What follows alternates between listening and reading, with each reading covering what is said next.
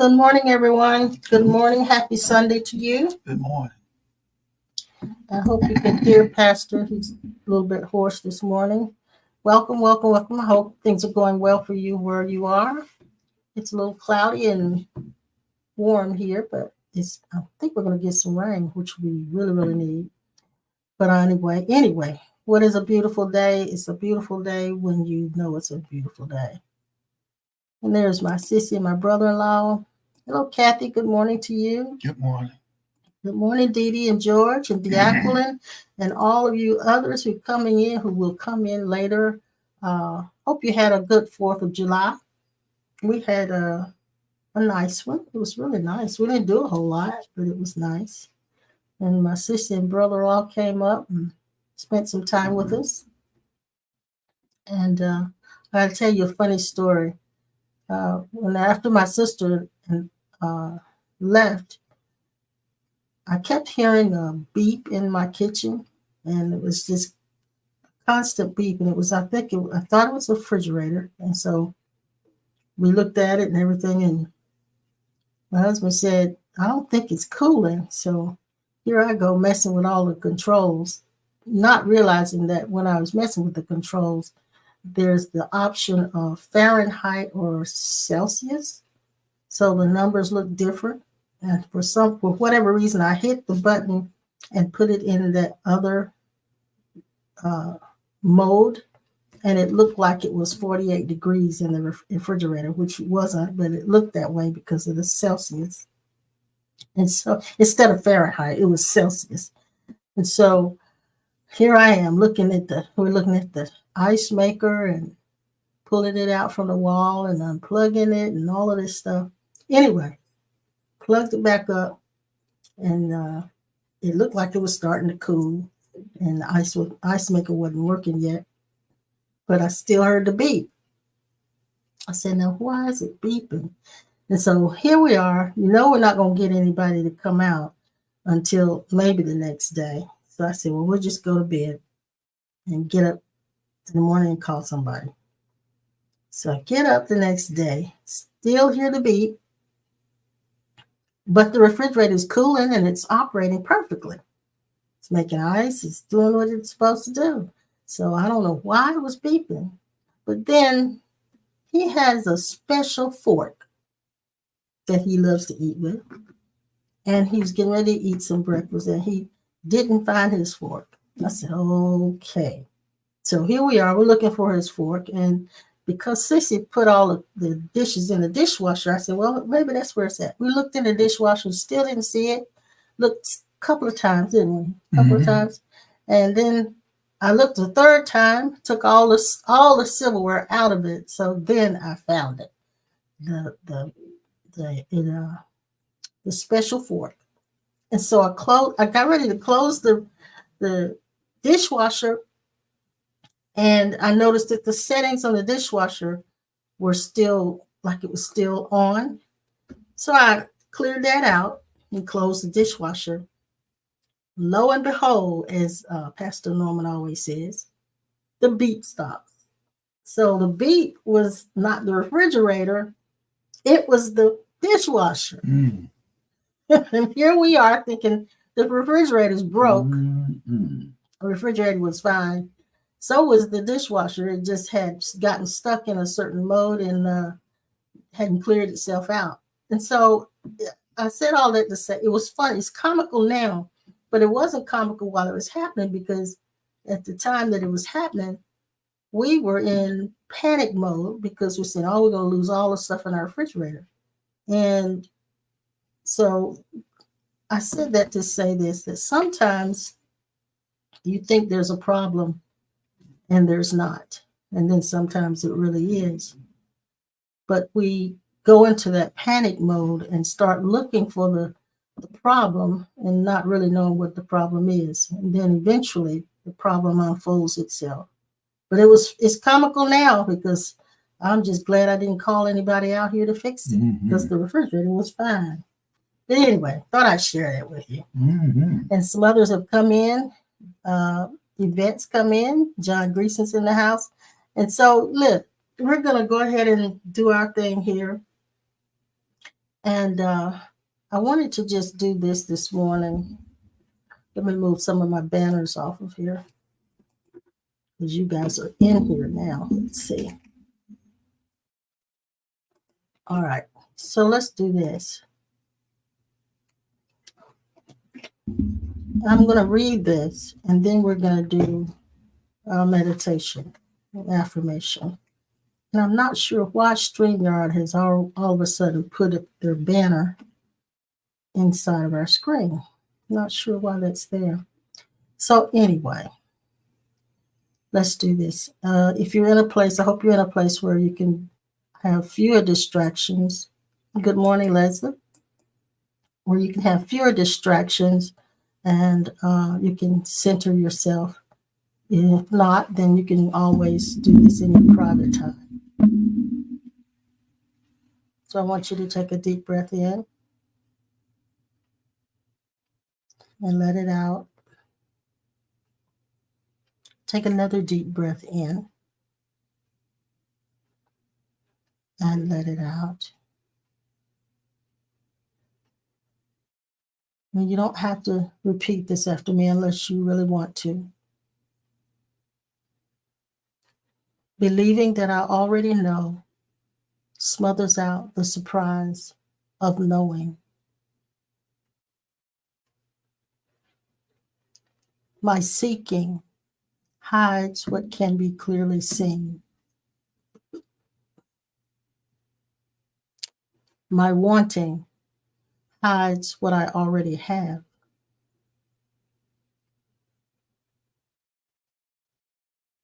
My effort to be calm smothers out the stillness.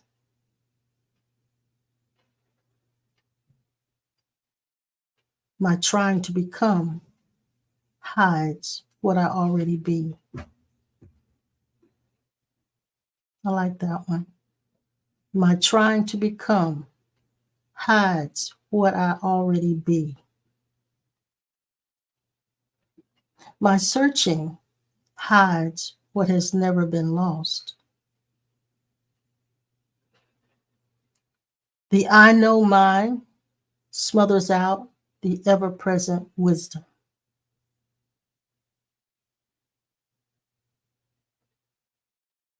My effort to remember conceals what can never be forgotten.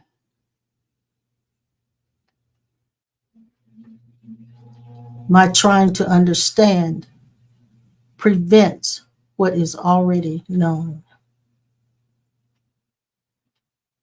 So I will simply be still and know. I want you to do this meditation with me and repeat this after me. Be still and know that I am God.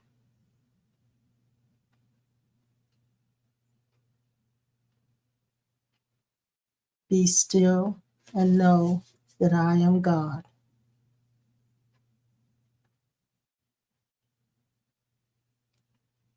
Be still and know that I am.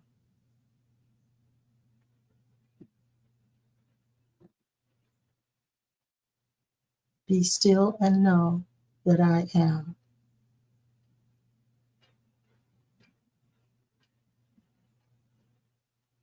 Be still and know.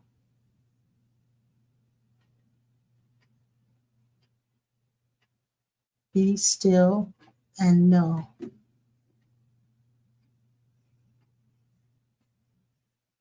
Be still.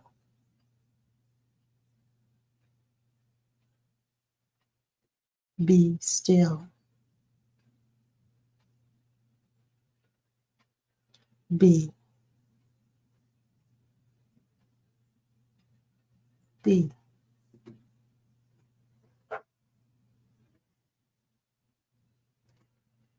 And so it is. And so it is.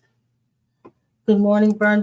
Good morning, Keely. Good morning, Brother Kessler. Good morning, Deb. Good morning to you guys and all of the rest of you guys who haven't written anything on the screen. Good morning to you. You got something good on your plate today? Do you? No? I was thinking about something I had read some time ago from a little book that we have called The Smell of Fire. I think that's the name of it. It talked about the virgin mind, the virgin mind. And then I thought about the renewed mind and how the scriptures tell us to be renewed by the transforming of the mind, be transformed by the renewing of the mind. And I was thinking about what that meant. So, renewal of the mind.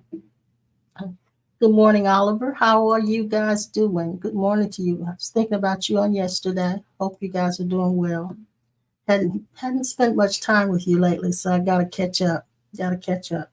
But the virgin mind, or I should say the renewed mind, in the scriptures, those of you who are Bible scholars, you know about the scripture that says, "Be ye transformed by the renewal of the mind." That's in Romans.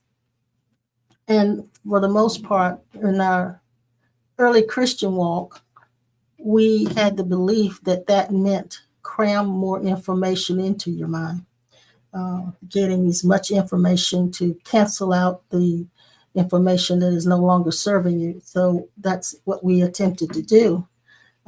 We study the Bible, particularly the scriptures, and people use the word of God, as they say, to try to renew the mind.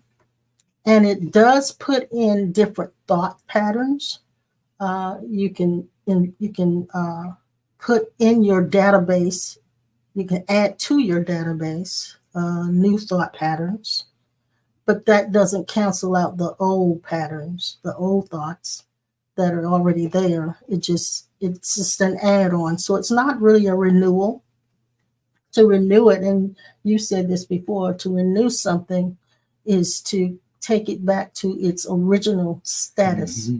Like renewing a prescription. If you never had the prescription, you could not renew it. You would have to first have it, and then you could refill it or renew it. It's the same thing with the mind. The mind being renewed won't have any. There won't be any transformation until the mind is taken back to its original status.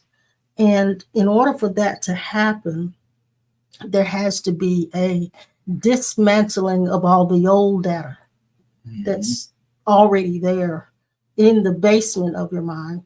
And some of the things in the basement of your mind float up, and you are conscious of it on a surface level. But most of the things that are running this machine is in the basement of the mind. We call it the subconscious. So just putting more data in won't clean the basement out.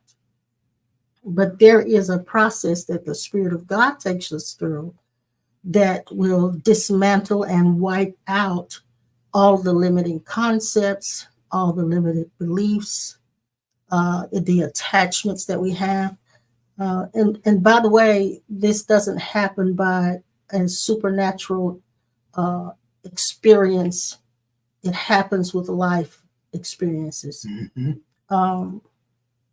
There's no magic wand. I'll say it like that. There's no magic wand, especially when it comes to attachments, because attachments are things that we latch onto or have latched onto us. So there has to be a dismantling of limited concepts, limited beliefs, attachments, made up identities, and that returns the mind to its beginning. Yesterday, I watched a documentary of how a baby, not so much how a baby or a fetus is formed, but how a baby experiences the womb. And in that documentary, they indicated that the baby being in fluid, in the amniotic fluid, the water doesn't hear like we hear out here. It isn't connected with this outer world, and it hears everything. Like when you ever been underwater before, you know what it sounds like when you're underwater. You can still hear, but it's muffled kind of. So a baby or a fetus is in that world. It's hearing, but it's not connected to what it's hearing. And it doesn't have imagery to connect with what it's hearing. In fact, they did experiments to find out if the baby, was actually hearing while it was in the womb. And the only way they could detect if it was hearing was if its heartbeat changed whenever a certain sound came up. But they said that the baby in that in the womb, being in that world, is in a world because it has its eyes open at some point while it's in the womb, and it's actually seeing, but it's seeing the inner world. It's seeing everything that's inside, and it they said this, the closest description to what that baby is experiencing is eternity. Eternity is what that baby is still in. I thought that was really, really interesting because that is what the virgin mind is. It's the mind that is not, it's no longer influenced by the world systems or the world or has no story necessarily. And it's a mind that is just clear.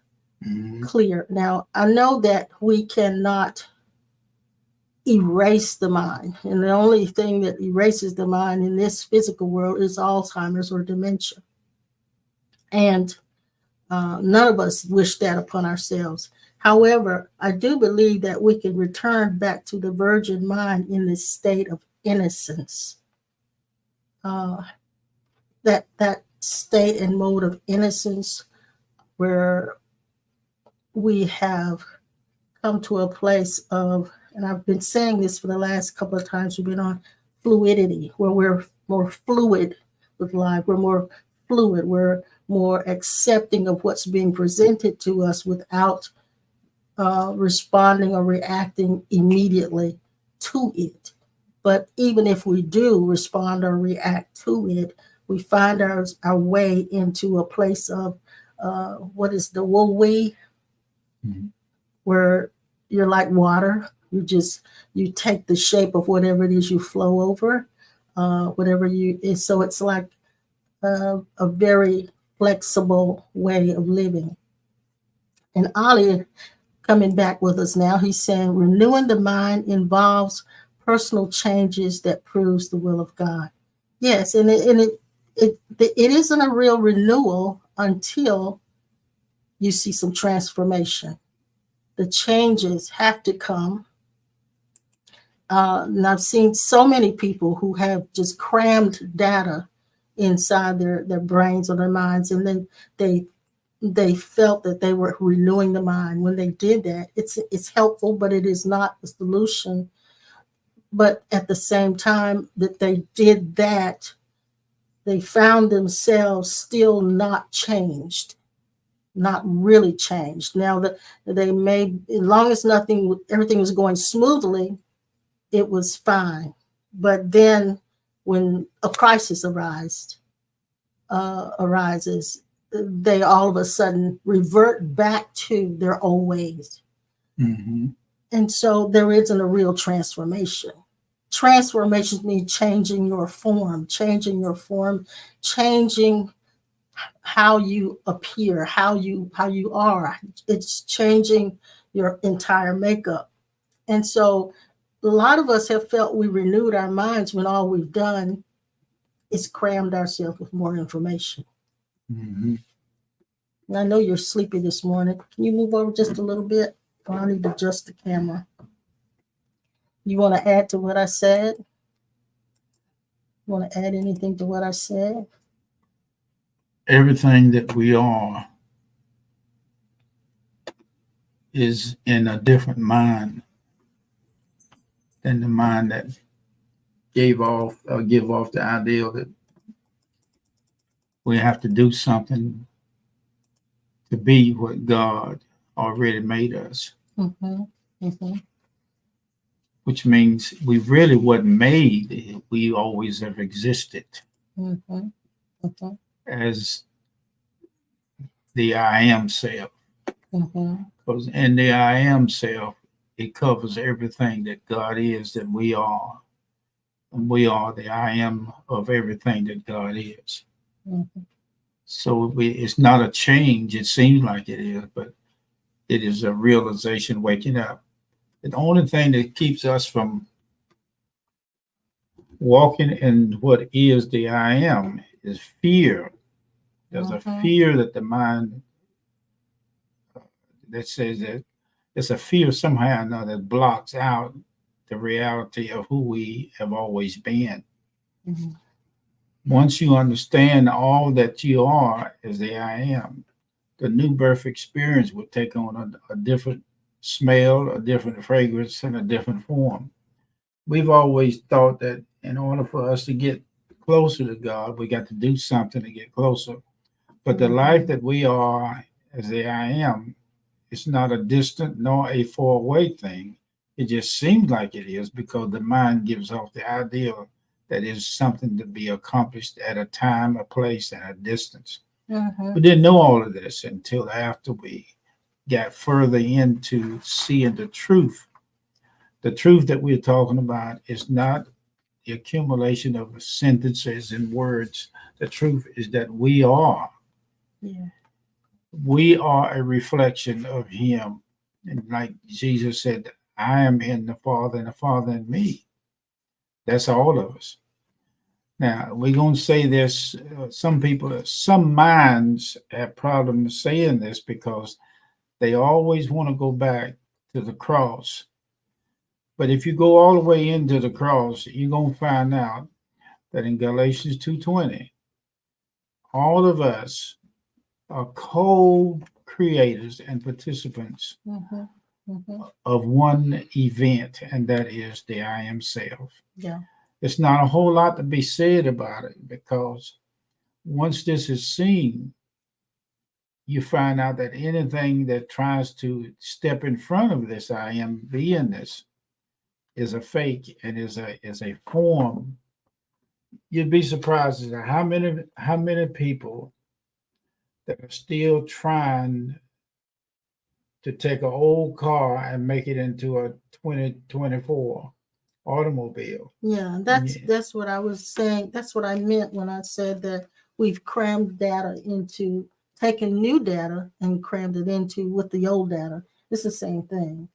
And you find out that some of the stuff that we receive from reading and studying is mixed up. It's mixed with a whole lot of, yeah, that's what it is, but no, it ain't. It's not something that it has to be mixed, formulated, Mhm. or invented. Mhm. We are not God's invention.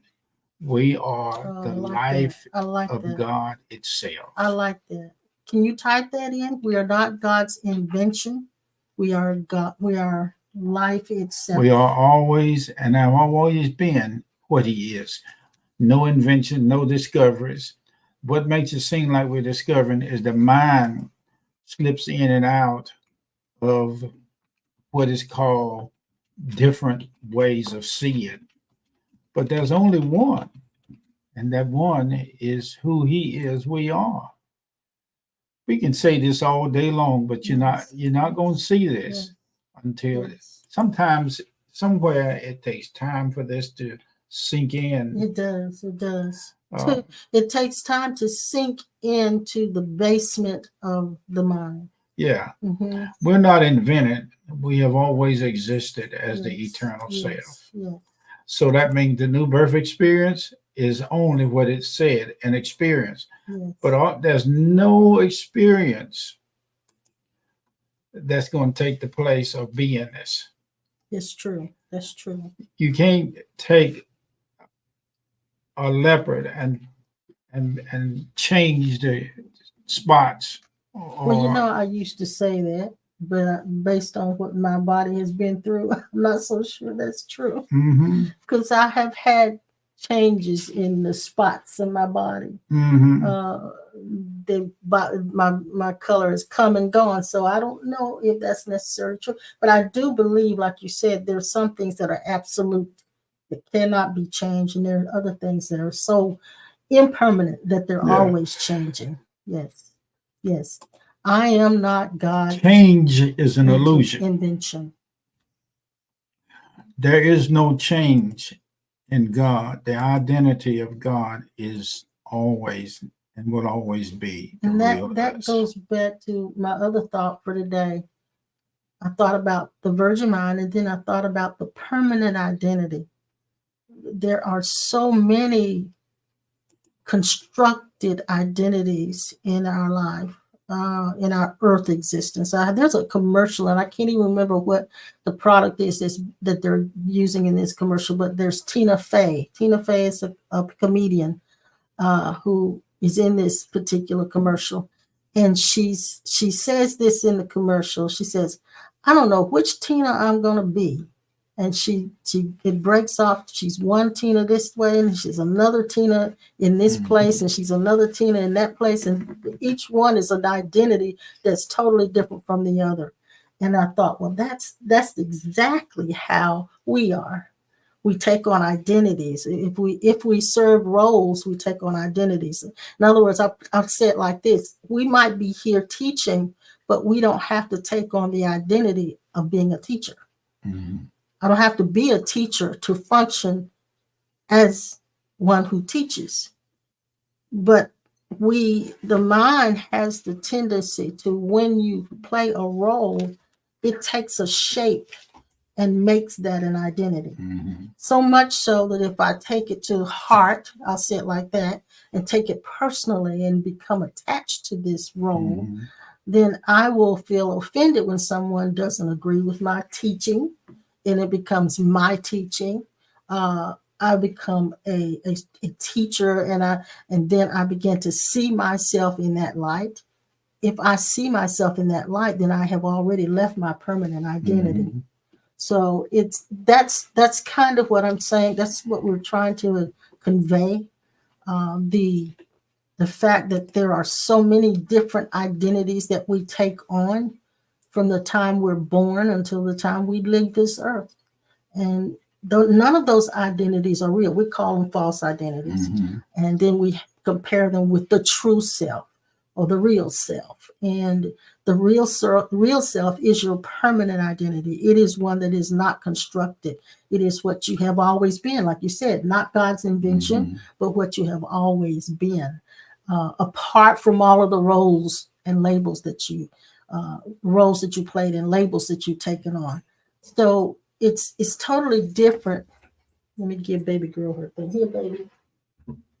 It is a totally different way of living when those identities are being dismantled. And a lot of us don't like when those identities are being dismantled, because you don't know who you are while it's being done.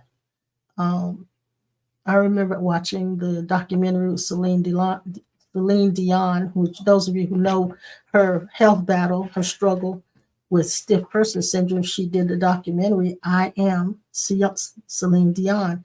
She Mhm. made a statement in that documentary where she said she realized that the one who sang and the one who performed was Celine Dion. Mhm. But now at this point in her journey, she doesn't know who she is. Mhm. And I find that interesting because the Celine Dion, took on that label, took on that identity. The I Am took on that identity. Mhm. And now she's in a struggle of trying to recapture it, because the situation with her health has taken it away. She's trying hard to recapture it. But I do believe that when in her journey, she will come to a place where she realizes she is not that. And then the struggle to recapture it will go away. And when that goes away, it may return Mhm. in her freedom, freedom from trying to be that constructed self. So I know there's a permanent identity, as you said. Mhm. It's one whose spots cannot be changed. Mhm. Mm-hmm. The permanent identity does not talk about itself being permanent or or impermanent. Right. Uh, the permanent identity is not something that can be undone Yeah. or Yeah. that can be improved upon.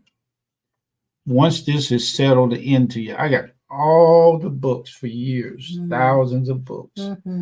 Not any of them ever told me, only a few, I can look back over a few in memory, that told me who I really was, but it got so close to it that it said, believe, believe, believe, have faith, faith, faith, faith. It's impossible to please God without faith. But as I began to, the older I got in this body, the longer I spent more time in this body and running across the right kind of information, it revealed to me that what was run across in those books came nowhere close to it. Now, Pastor, when you say the right kind of information, what type of information is that? Well, you can get information that you are a man or a woman or a boy or a girl, but that's not right information when it comes down to beingness of oneness with God.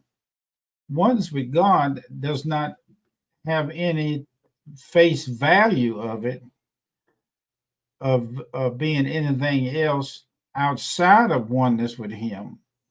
So it's a lot of people that are preaching, but there's a lot of teaching and classes going on all around the earth now.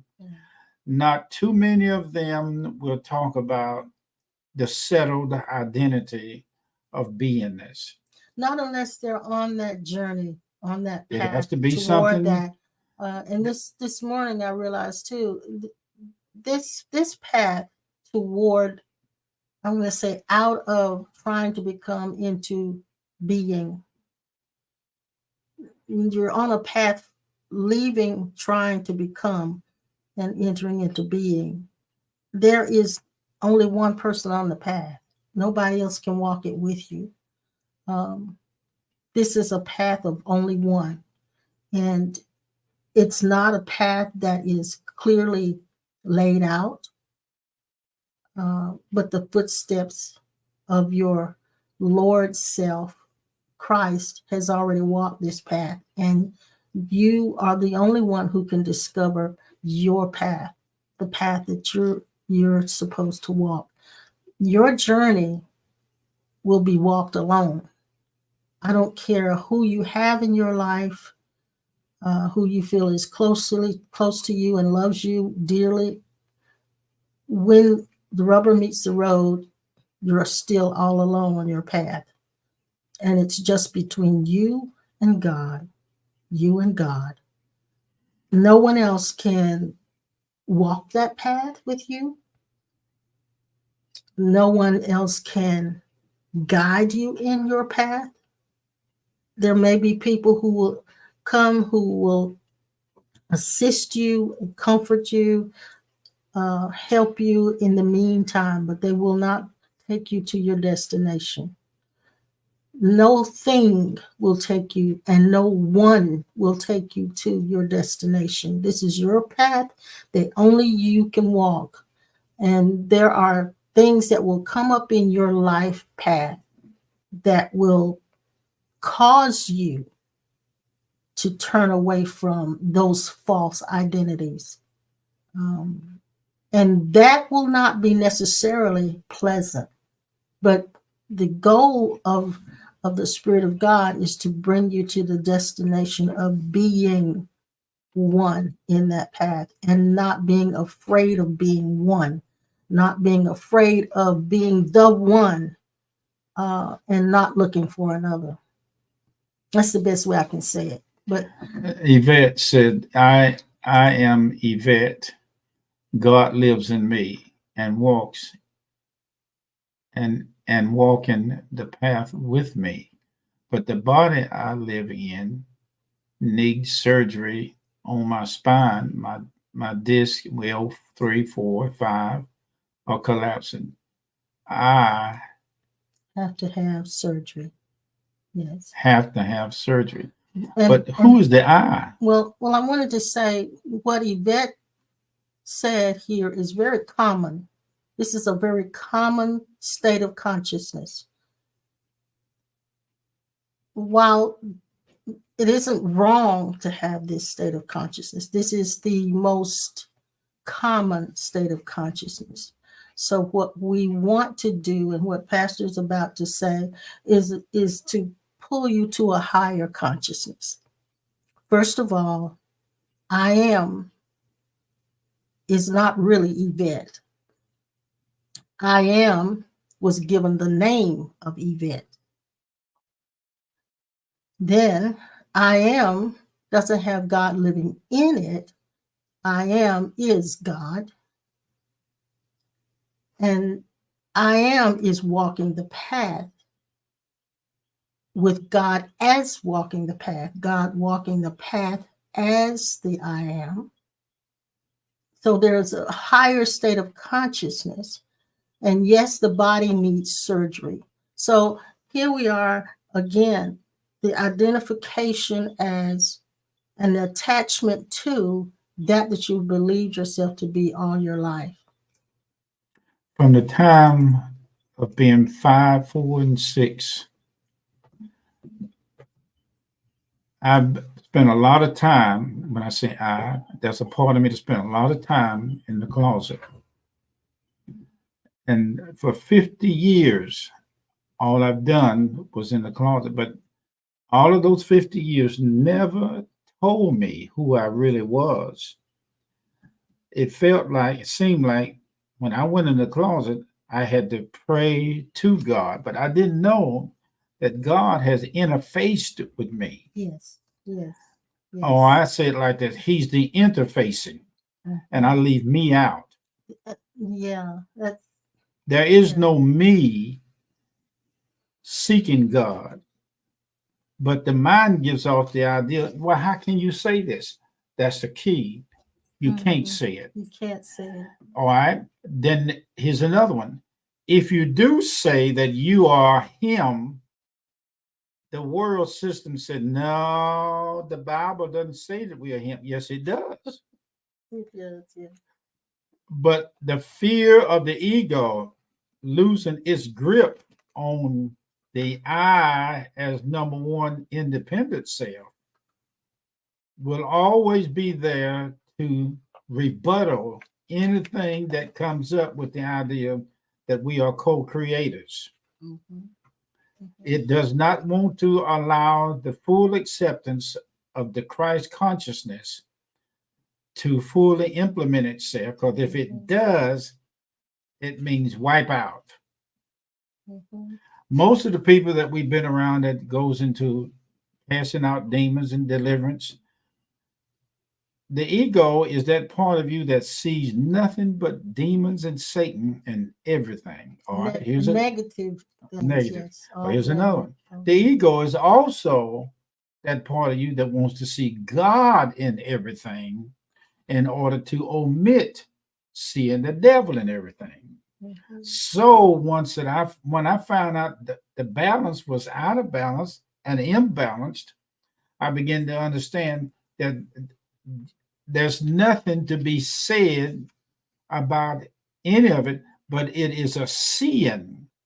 We done been to seminars, we done been to cemeteries, we done had funerals, we done had weddings, we got new jobs, new cars, new house, new relationships, but none of that told us who we really were.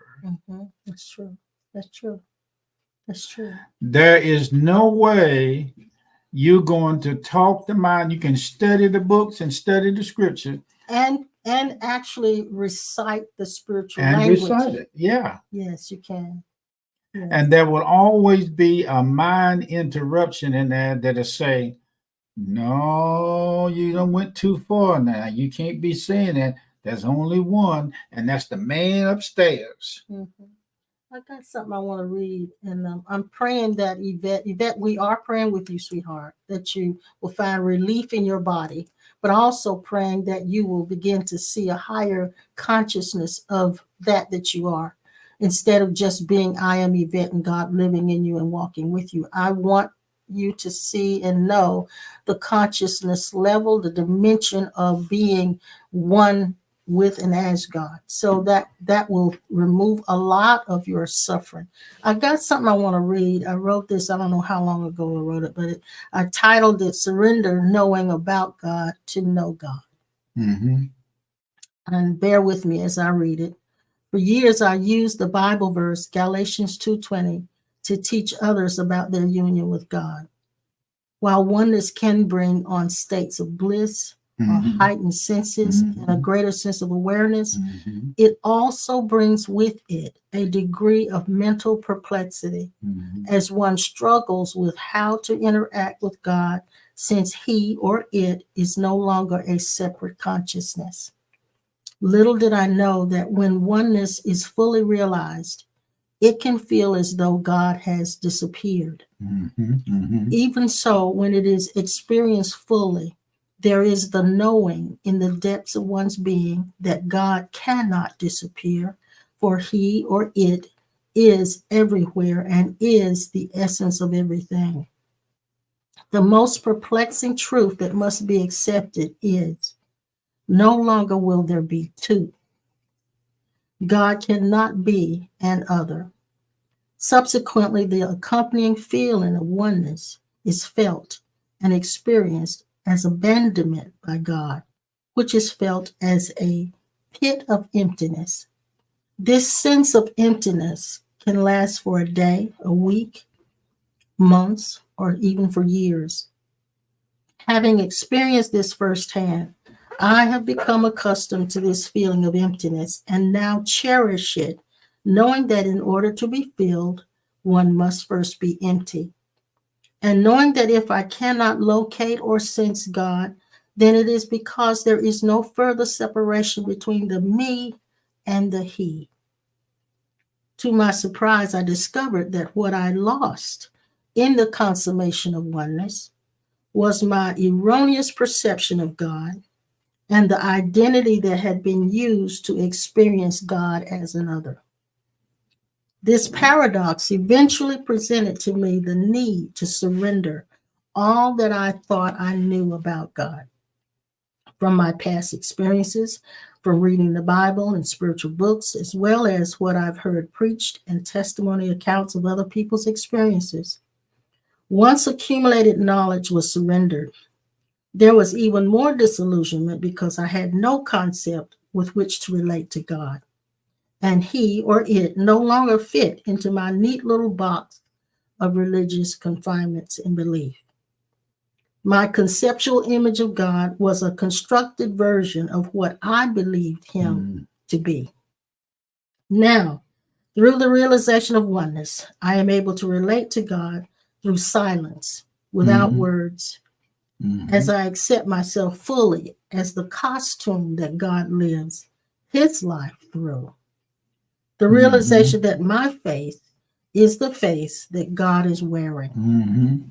I am the animation of God, the manifested version of the unmanifest. Even so, there are two questions that still haunt me, which have yet to be answered. One is, what is God? And the other is, what am I?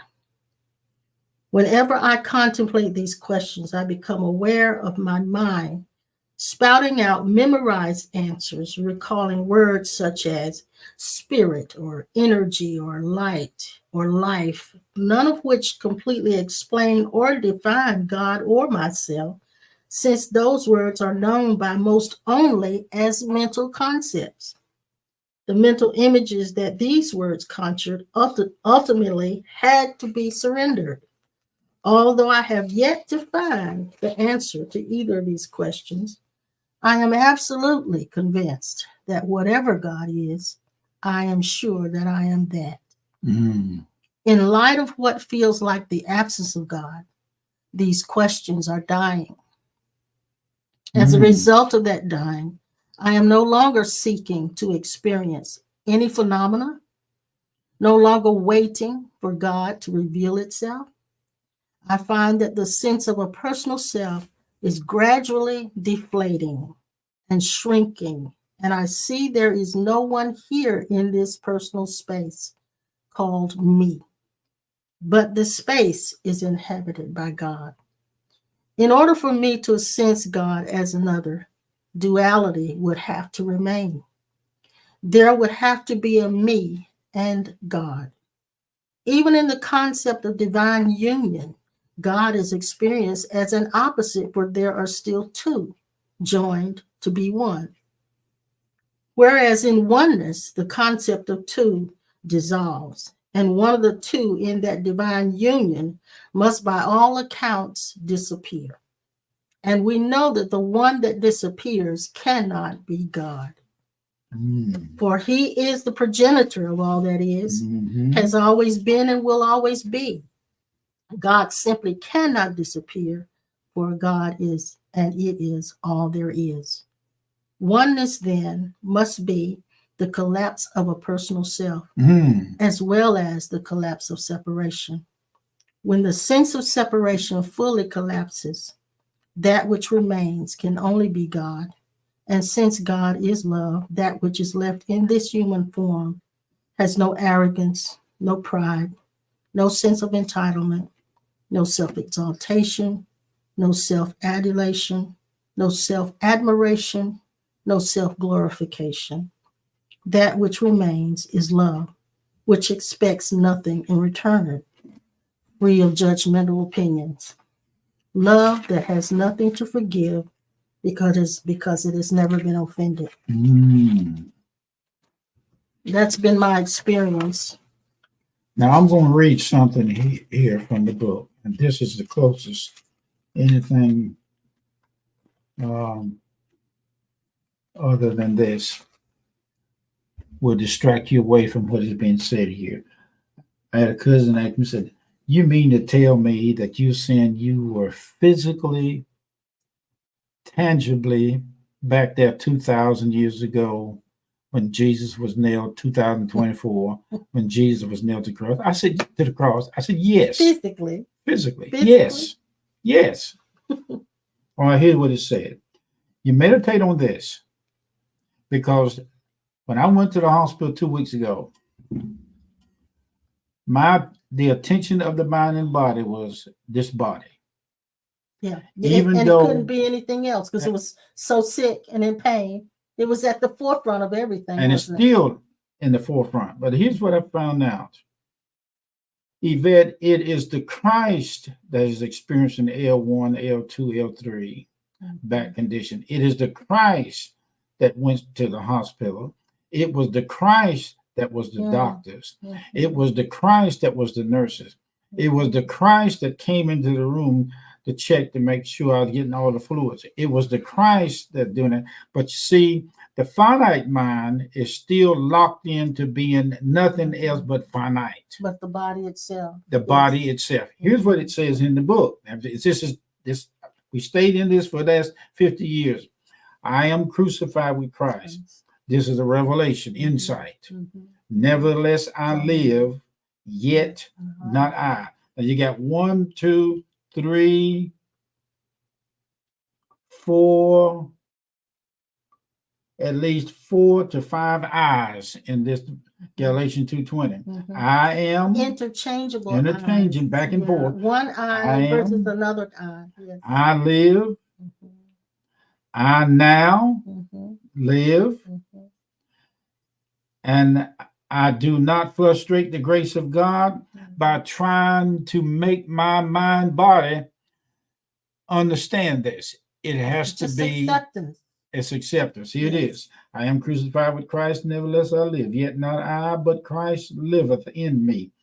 Not only does he live in me, and listen, this is what I found out. God allowed himself to believe that the Father is in him. But if you go back and read over there in the John's book or any other book, it'll show you. Now watch this. You are beyond God living in you. You are beyond getting somebody to pray for you. I put it like this. All right, if we prayed for you, all we're doing is asking God in a finite way, pray for me because I don't think he heard you. pray for me because I need this, I need that. That's your body. And not only that, pray for me because my prayers don't seem to be getting a response from God. Now I'm gonna ask you a question. Now, when go ahead. I know, and I want to make sure you don't forget your question. But when you prayed and you don't get a response from God, what do you think is happening? I want to ask you that. What do you think is happening? Because God hears all of us. It's not that there's no response and God is not hearing, or that God would hear someone else more than he hears you, and that God doesn't care about what you're going through. Something is taking place when you're going through all of this and nothing's changing. Something else is happening. I'm going to have to step out for a minute. Okay. But you go ahead and. Something else is changing when that takes place. There is a deeper work being done that's much deeper than the healing of your body. There's a healing and a delivering and a constitutional work that's being done in the deep recesses of your being. That's why it's not moving. If you can do the necessary things of believing for your healing, you can do the necessary things of speaking positively, you can do the necessary things of trying to live a healthier life, or exercising and the diet and all of those things. You can do all of that, and you may have some relief, you may have a healing take place. But when you prayed and nothing has changed, and it doesn't seem that it's going to change because it's been such a long time. And believe me, I'm not saying this out of the side of my neck. Pastor and I are living it. Years of following God, years of speaking positively, years of envisioning the best for your life, in years of walking in a place of knowing who you are. And yet there are times when things do not change, and there seems to be so much pain that you cannot move away from you. Then it is a constitutional work that is taking place in the deeper recesses of your being that goes beyond your mind knowing something different, beyond you just feeling better. It's to change, and I won't even say change, it's to eradicate. It's something being laid at the root of the tree. It's not just pruning the tree to get rid of the bad fruit, but it's getting to the root of the tree. And it's hacking at the root. The cause is hacking at the root cause of all of the problems, not just one, but all of the problems. And this is what we must come to understand, that this is the divine work of God. This is the divine work of God. And forgive me for saying God so much, but we came from a Christian background. So if you're here and you just want to hear spiritual language, non-church language, then you're in the wrong place. We have been led to where we are in our freedom and knowing who we are through and by Jesus Christ, and our commitment and our allegiance to Jesus Christ. So this is real for us. It's very real. Here we are. Pastor's going through it. I'm going through it. Pastor's been in pain for over a year now. He's had some brief periods of relief, and everything that everybody has said to him that thinks that they can bring healing to him, he's heard it. We've been here for 76 years. We've been following Christ for 55, 56 years. We've heard it all. I don't think there's anything new. So there's nothing that we haven't tried. And yet there are times when nothing will move. That's when we come to the realization that is the dismantling of something that we have been in our basement. We believed in our basement, the subconscious of our minds, that now is being eradicated. Don't fear it. Don't fight it. It's for you to come to a place of non-resistance and take the path of least resistance. the path of least resistance. So, Miss King, Yvette, go ahead and have the surgery, baby, if you gotta have to have it. If you gotta have the surgery, have the surgery. If you're not going to have the surgery, then make your mind up and say, I'm not going to have the surgery. But if you don't have the surgery, you may have the pain. If you have the surgery and your mind is telling you and it's giving you predictions of what may happen, then are you going to do it because you're afraid or not afraid? You don't move out of fear for anything. So it's not about God intervening. God is already intervening. That's the point. God is already intervening. And I wanted to respond to just a couple of our comments. Thank you, Keely. She says, it's like my soul is calm water still. And yes, sweetheart. And when your soul is calm, that means your emotions are on an even keel. They're not all bent out of shape. They're just like on a lazy river.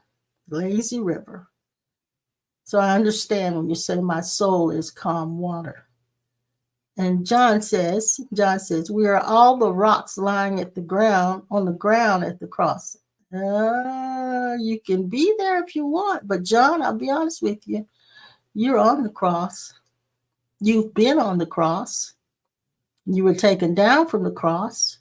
You were put in a tomb, and you came out of the tomb. You are no longer there.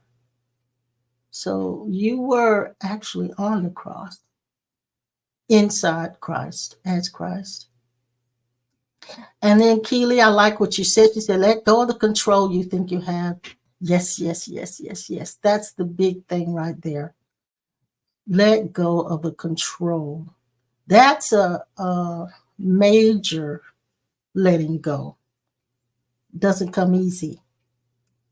To let go of control means I have to trust and know that I can endure this. I can navigate my way through it. I am being taken care of, and all of the above. That it's a possibility that God can turn this around, or I won't say God can turn it around. It can turn around itself when everything that has been blocking it from turning around is removed. So that letting go is a very deep letting go. And we've been taught when you come to the end of the rope, get to the end of your rope, tie a knot. And when I say, when you get to the end of your rope, let go. Stop trying to hold on. Stop trying to hold on. We've been taught to fight. But in the Garden of Gethsemane, Jesus, faced with a crisis, did not fight. His method of warfare was to surrender. Surrender to what is and knowing who he is. When they came to get him in the garden with swords and sticks and knives, they said, we're seeking Jesus of Nazareth. And he said, I am. And they all fell backwards. He came out of the garden after having surrendered, knowing who he is, saying, I am. And that I am is what caused them to fall backwards. Not the Jesus body, not your body, not my body. Nobody can do that. Only the I am. It's when we know that we are that I am.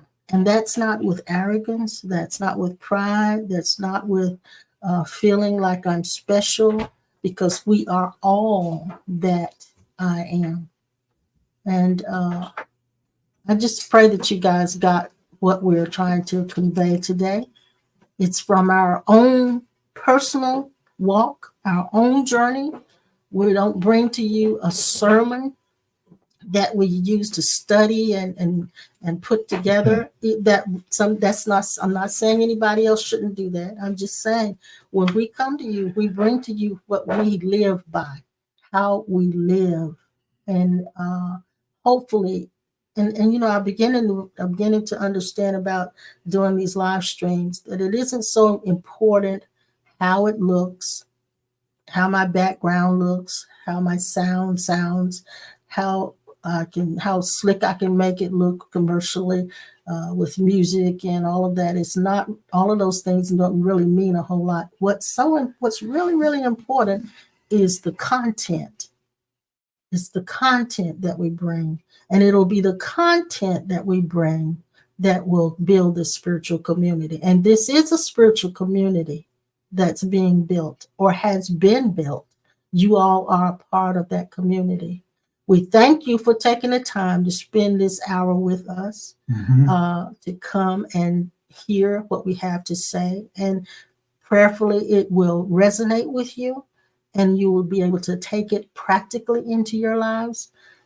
If not, if not that, I pray that it actually encourages you and causes you to be able to see life differently and to come into a higher dimension in your awareness, because you are awareness. And so what these sessions do is to pull you from the lower levels of consciousness into higher levels of consciousness, where, in other words, giving you God's vantage point of life. God's vantage point. The mind gives off the idea that we cannot be a Christ if there's other things in our bodies that are not working according to the image that we have falsely been shown by studying, reading, and hearing others talk about it. You can talk this stuff when things are going well. Yeah. But now, what happens when you, let me stop and say this, Yvette, go as soon as you can and get this procedure done on your back and stop asking God to have people pray for you. And she's already said thank you for that, Pastor. Yeah, She because in my experience with this, when I started seeing Christ in every man, that is the eternal self in every man, meaning this, when everybody's spirit leaves the body, it is then that you will be aware of you being more spirit then than you have always been physical. In the hospital, I have a chance to see doctors and I tell them about my experiences on the other side. But now, if you don't see what I had seen personally about what took place on the other side, what take place on the other side, you don't have anything else to talk about, but your body needs to be this, your body needs to be this, I need this, I need that. And then, well, there's one point, and we have to be very transparent about it. There's one point where you can't even tell them what you've experienced. That's right. I tried that one too. Point that the body gets so low that you cannot even do that. So what is there for transformation is, and for what I want to call, how's I want to put it? Not transformation, for the effect or influence of for others is your presence. It's not always the words that you say. It's the presence that you are. The presence that you are changes and helps and comforts and assists. You don't have to always say words. That's right. You don't have to always say anything spiritual when your words come out. You can talk about the weather, and it's still your presence. The presence that you are will help bring change for people. So, and also their presence brings change for you. It brings change for you. Anyway, I'm so glad that you took the time to be here today. And I'm hoping that you guys will find it in your heart to send a love offering to Pastor and myself and to Cornerstone. I also wanted to mention that I'm going to be having a birthday celebration. Physical birthday. My physical 76-year young birthday. We're going to be doing a gathering for all of the Cornerstone family. That's on a Saturday at the 27th, the day before my birthday. My birthday is the 28th. So it'll be the day before my birthday, Saturday at 1 at Ben's Boys. I've never been there, but Sister Anita checked it out, and Brother Gary and Cheryl checked it out. They said it's a great place to go, and the food is good. So I hope you can be there with me. That's 2711 Grandview Avenue in Greensboro. I do need you. They're trying to get a head count. Sister Anita, and she has some of the other ladies working on that. But I need a head count. So if you will email us at lifecentercornerstone@gmail.com and let us know that you're planning to be there. That will give us a head count. So I'm looking forward to seeing you there. Hopefully you can do that. It's only in a couple of weeks, right? Mhm. Just a couple of weeks. Can't believe July's going so fast. So And she's 76. We're the same we'll be the age same age until November. until November. I'll Then be we'll have your birthday celebration. 77. We'll have your birthday celebration. Please understand that once you see this, well, first, let me throw this in right quick before we leave. Mhm. You may not be able to talk about what you've seen on the other side if you haven't been into seeing on the other side what's going on the other side. Mhm. If all you've been seeing is what's going on over here based on your basic finite religious teaching, that's all you can talk about. But the reason why I can talk to the anesthesiologist, talk to the doctors and the nurses about who they are, what they are, is because personally I have been shown by revelation Mhm. who we all are. Mhm. And until this takes place, you got nothing else to talk about but where you are. But we Right, are right. introducing you to this Right. because eventually all this other stuff that you've been into going to play out. Mhm. And the only thing you're going to have left is the genuine experiencing of Christ as your true identity. Yes. When that takes place, then it don't really have to take place. It has already taken place. You just don't see it. Exactly. So if you would find your pocketbook. Yeah, And please do. your heart is in your pocketbook. And if you found this helpful to you today, please do give and give to Cornerstone as well as to Pastor and myself.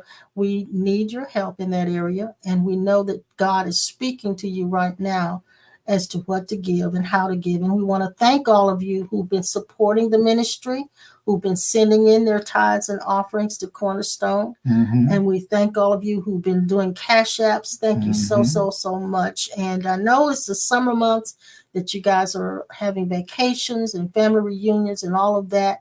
But we understand that you care about us enough to remember to support and send your offering. And you can do that no matter where you are.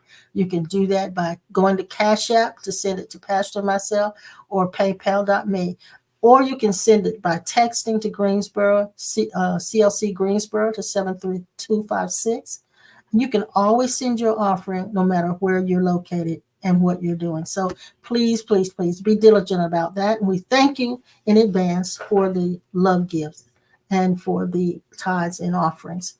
I want to thank you, and we'll see you back again on Tuesday at 7. at 7. And hopefully, we don't know yet. I don't know if Pastor Norman is going to be available, but if he is, he'll be with us, and we'll be talking some good talk again. We'll have another conversation, and I love having a conversation with Pastor Norman. I do. I really We do. are God's conversation. Yes, we are. And every time we see people and talk to them, remember, we are what we call conversational praying, Yeah. meaning you don't have to go nowhere to get God to hear you. You don't have to go to a certain place. You are the 24/7 Christ interfacing himself as you, going through everything, whether physically or mentally. You are a Christ experiencing his true self. Pastor Norman, I wanted to share this with you. Last night when in my prayer time, I was shown that the church is a spiritual community that God considers a building. We often talk about the brick and mortar, but the building that God is building has no walls. That's right. And there's a scripture in Corinthians that talks about we are his building. Not only are we his building, we are his field. It's a field. We are the field and the building of God. The community that you're building has no walls. and the Lord wanted me to share that with you too. Mhm. You're not building a building with brick and mortar. You're Mhm. building a spiritual community, a building that is consistent of lively stones. This is the cornerstone, but you guys are the lively stones that build up this building. So I just wanted to share that with you, Pastor Norman. I know you'll get some more revelation on it. We'll talk about it on Tuesday. Love you guys. We'll see you next time. See you on the turnaround. Yes, not boxed in, Keely. Exactly. Love you guys and see You you are next free. time. I'm going to play a little music and let you go, okay? Okay. See you next. Bye, See you darling. next time. Bye, sweetie pies. I'll play Vincent.